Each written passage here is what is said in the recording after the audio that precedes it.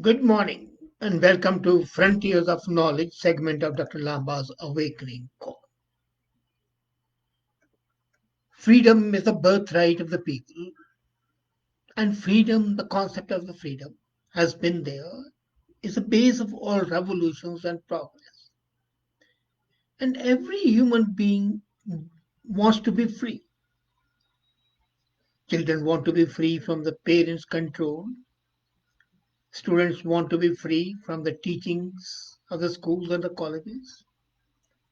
Employees want to free from the whims and the caprices of the bosses. And the nation as a whole wants to be free from the yoke. And if you are a slave country, a colony, then you want to have self-assessment. Freedom is my birthright. As Patrick Henry said, give me liberty or give me death. But then, do we mean freedom to be exactly the same what we used to mean it centuries back? As a matter of fact, if we talk to the educated people, according to them, the concept of the freedom can be traced back about 2000 years back to the rocky shores of Greece or to the Senate of Rome. That is as far as the Western educated people are concerned. But the concept of the freedom and the self-governance has been there for a long time in civilizations like that of India. Would you believe if I was to tell you that the ancient Indian system was a constitutional monarchy? The king used to be aided by two chambers, bicameral society, Sabha and Samiti. Sabha was like House of Commons, representing the common people, and Samiti was the upper house, call it Senate, call it the House of Lords, Ajrajya Sabha, whatever you want to call it. But essentially, the king had to go by the advice. Of course, they were autocratic kings. They could overrule the advice, but they're autocrat presidents and the prime ministers who don't care. So when we talk of freedom and democracy, still, let's go by what has been accepted in most of the world, though, as I said, the concept of the freedom is as old as the concept of creation of man. And it was freedom which made Moses lead the Israelis on the march to freedom from Egypt. It was the concept of the freedom which made people revolt, rebel. But the rocky shores of Greece and the Senate of Rome are the places where an organized concept of the freedom took place. But the freedom they had, whether it was in the Vedic times of India or in the Greco-Roman civilizations, it was a lot different than what we have today. And it was much more pertinent. The ancient Democrats won't think today, if they were to come here, that you are living in a democracy. They'll think you are living in oligarchy. For example, as I said once, if you remember, there's 22 families in USA which rule. Nobody else. There might be exceptions sometime or the other. But when the exceptions are there, the rulers are, the leaders are, the representatives of those families.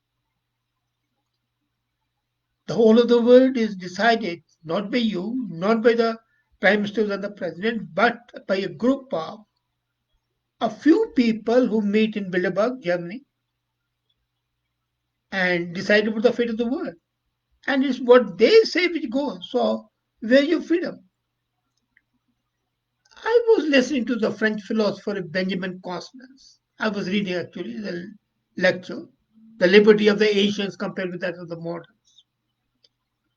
And he was very clear, and I fully agree with him, that the freedom enjoyed by the ancient people was fundamentally different, fundamentally, than what we enjoy now. And it was real freedom, not a freedom constrained, chained, curbed, restrained by the politicians, willy politicians, and their laws which have no applicability to them, but are only applicable to the common masses. If you look at the Greek democracy, it consisted in exercising collectively but directly parts of the complete sovereignty, and that was in deliberating, discussing in the public sphere over war and peace, in forming alliances with the foreign governments, in voting laws, in pronouncing judgments, in examining the crowd, accounts, the acts, the stewardship of the magistrates and the judges, and calling upon them to appear in the assembly of the assembled people in accusing them, condemning them, or absolving them. Even the judges were not above the common people. It was really Fox Populi, Fox Dei. Some cantons in Switzerland have that sort of a democracy even today. And those cantons are the real example of the old Asian civilization, or the old concept of freedom. The panchayats in India, for example, if you are aware of that, are a prime example of real democracy, but not the panchayats the way they are conducted now, because they are politicalized. In old days, the panchayat used to be assemblage of the people, and the village elder by consensus was the sarpanch, the head. And then there were other punches. Punches were the judges, five people combined together. And they'll decide everything, everything, even those aspects of the revenue, administration, personal problems, personal issues, and anything affecting the community and the family. They'll assemble together, sit down together. So that is to say, the freedom and the democracy meant for those people the popular participation in the political process. Do you have a participation today? Can you decide which law shall be passed? And even if the so-called referendum takes place, the way they are conducted, you don't have much say. They are rigged, they're manipulated, and say 1,000 people sign a petition, and then that is supposed to be the will of the people. And the silent majority always suffers at the hands of a very vocal minority. So freedom has been constrained by the noise created by the vocal minority who overcomes, overwhelms, and supersedes the silent majority. So the popular participation in the political process has vanished. And today, any citizen might find himself weighing in the merits of war and peace. He can. But does he take a decisive action? No. His would be a voice in wilderness. If the president or the prime minister are bent upon having a war, they'll go and have a war. Basically, the citizens are meant to pay taxes and to carry out the wishes and the dictates of those people. So this increased democratic power came at a huge personal cost. Of course, it was not free. Responsibility also carries with it certain duties. And as they say, uneasy lies the head, he who wears a crown. So if you are wearing a crown, then you are responsible as a matter of fact, among the ancient individuals, always were sovereign in public affairs. If the war is to be declared, say, by Sparta on Crete, it was people who said, yes, we'll go for a war. And they decided, as a private individual, that constrained and void, and all his movements were void as a member of the collective body. So his individuality was subsumed, not mine, but only subsumed in the majority. And all his participation as a member of the collective body, but subject to interrogation, dismissal, contempt, beggared, exile, the sentence. If the majority said you are wrong, and the majority can be wrong, as a matter of fact, so that's why Galileo and Bruno had to suffer. Because of common concepts, they went against the common concepts. And the freedom meant that, again, freedom really meant the lowest common denominator. So the intellect was sacrificed, the reason was sacrificed, the logic was sacrificed at the behest of the majoritarianism. And people suffered. People could be banished, they could be sent into exile, they could be even killed. So for the citizen ancient times who could say that they were free, the freedom part was the act of voting. After that, little was the show. Socrates was put on trial, as I said, for not believing in the gods of the state. Now, in India, an untouchable would be punished because her shadow had been cast on the member of a high society. Quite possible, a beautiful girl belonging to untouchable class might refuse to satisfy the lust of the people in the higher class, and her parents could be killed for the girl having polluted the premises. Nobody will listen to the girl who was more sinned against than sinning. So that was an affront to the idea of liberty that is today. Today, we believe in equality, and the judges are there who are answerable only to themselves and to their conscience and to the constitution. And removing them is practically impossible. The process of impeachment is a virtual impossibility. So there is much more individual freedom, but the freedom is constrained as far as the political affairs are concerned. So this is a fine, subtle nuance here. You sacrifice your personality in modern society as vis-a-vis the collective. You do not take major decisions. You are not a participant, say, for the economy, for the political decisions, but your personal liberty is much more assured today than it was at that time. So, as a matter of fact, in this society today, we have more rights than those people had in those times. As I said, there were classes. The majority class decided, no, these are untouchable.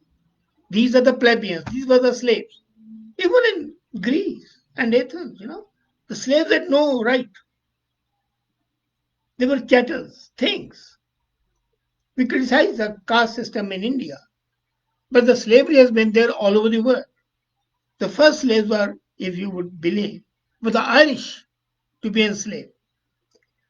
So the violation of the personality and the psyche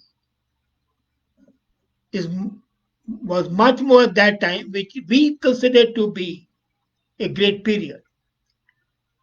We have popular sovereignty, but not direct participation in the working of the world. And this is a far cry from the Athenian system, the Greek system, and the Indian system. But maybe it's for the better. In that system, you could randomly be selected to facilitate a meeting or assembly. That is pretty significant. But how did it happen? There were more slaves. So does it mean that more slaves mean more democracy? The modern state simply cannot exist and work the same way. So it's the political needs, the economic needs, and the social needs which change the concept. After all, a city in Chicago were to hold an assembly, only 20% people will show up. Even here, when the consultation process takes place, how many people really participate? I have been called and I have appeared as a witness in the House of Commons committees. And I could see that hardly 5 or 10 people, and most of them have their personal interests to promote. The rest don't care what laws are being passed. It's only for the after the laws have been passed and they impact. They say, well, it should not have happened, and that's the end of it. In ancient time, the cities were small. They were city states. The villages, maybe 200 people. Out of that, 5 members in each family, say 20 families, 25 families. That's it. So one man from family goes ahead, goes, and they take a decision. Today, is it possible to have 1 million people at 5 million people at one place and who take a decision? The physical size of the modern state creates a problem.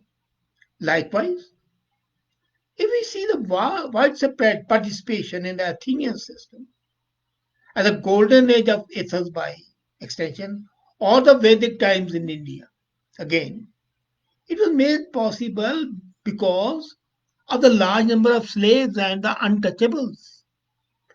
They did all the work. The top class had nothing to do. So this was the pastime for them. And since all the untouchables, all the slaves were doing all the work, they showed leisure time to the citizens. Now, do you have leisure time? Even the top dog doesn't have that leisure time. So how can you have that democracy? The economic system has changed, the social system has changed, the size has changed. But the increasing variety of the options are available today at the dawn of the modern age, and the impossibility of micromanaging everybody's affair has led to the idea of personal freedom, as I said earlier. And the states cannot infringe that. As a matter of fact, constant thought is there that the states would have a hard time to take their rights away. They are guaranteed by the constitutions, and the courts are there as the watchdogs if they're honest. If they're dishonest, then there's no way out. So when that all is said and done, we have pretty good health, basically. Let's be very clear. In a modern liberty that allows individual much more freedom in their personal lives, of course, it's a balancing. We are lost in the political participation, of is much less direct, is not there at all, except at the time of voting. But given that, and being part of the large electorate would leave us personal impact on political process negligible. But personal freedom is much more and not at the mercy of majoritarianism. Constitutional liberties are there. And exercising our political liberty is the only way to guarantee personal freedom. Let's be very clear. The modern idea that requires ancient liberty, like direct participation, needs different setup, different economic system, different political system, different social system. And as a matter of fact, the revolutions have caused much more problem. And most of the constraints and the restrictions on our freedom are because of the revolutions. The worst excesses of the French Revolution on attempt to bring the wrong liberties to the France was responsible. Similar things happened in USA in the early years of the United States when democratically elected John Adams restricted free speech. So the democracy that we live in today is entirely different from the ancient world. While it's not possible for everyone to take a decision or they participate in the legislative process, you have freedom to govern yourself. Choose representatives who will show your freedom in the democratic process. So when the people are nostalgic about the democracy of that, they forget that they have gained much more than they have lost. The personal freedom, the right to express your opinion, the right to have your opinion, is much more important than just raising your hand and saying so and so shall be. The minister, shall we go for a walk? Because again, at that time, the vocal minority will take over the silent majority. So if we have to prepare a balance sheet, I would say we have more freedom today, tinged with more responsibility.